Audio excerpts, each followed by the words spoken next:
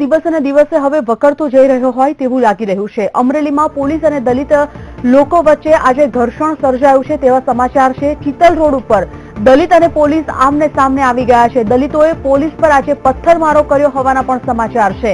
પોલીસે આ સમગ્ર ટોળાને કાબૂમાં લેવા માટે ટીયર ગેસના સેલ છોડવાની ફરજ પડી છે અને સાથે જ લાઠીચાર્જ કરવાની પણ ફરજ પડી છે।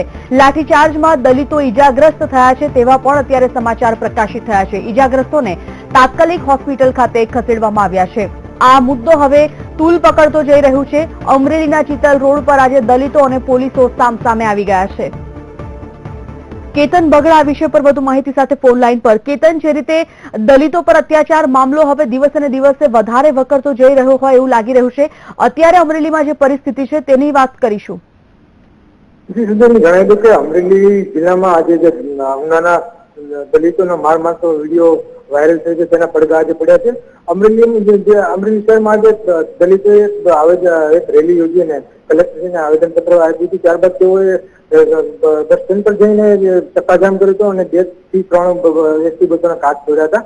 ત્યારબાદ આ લોકો ચિતલ રોડે પહોંચતા પોલીસ અને સ્થાનિક લોકો ટોળાએ સામે આવી ગયા અને ટોળાએ પોલીસ ઉપર પથ્થરમારો કર્યો। આથી પોલીસે 2 ટીયર ગેસના સેલ છોડ્યા હતા। આથી ભાગમભાગ થતા અમુક પોલીસો પણ ઘવાયા છે, તો ટોળામાંથી પણ ઘણા ઘવાયા છે। તો ટોળાના અમુક લોકોને સિવિલ હોસ્પિટલમાં ખસેડવામાં આવ્યા છે, તો 1 થી 2 પોલીસને ધમકી તેમને રાજકોટ ખસેડવામાં આવ્યા છે। જી સુનિલ, આભાર।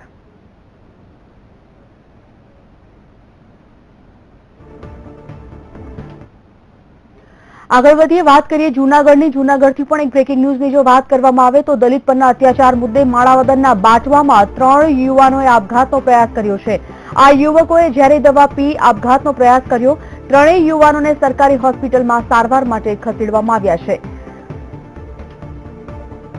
બિપિન પંડ્યા આ વિષય પર વધુ માહિતી સાથે જોડાઈ ગયા છે। બિપિન, જે રીતે અત્યારે 3 યુવાનોએ ઝેરી દવા પીને આપઘાતનો પ્રયાસ કર્યો હોવાના સમાચાર છે, અપડેટ શું મળી રહી છે?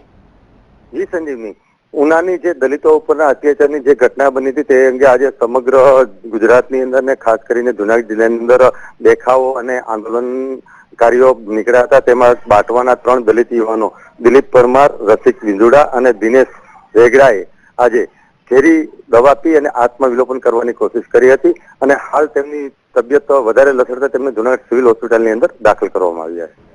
આભાર।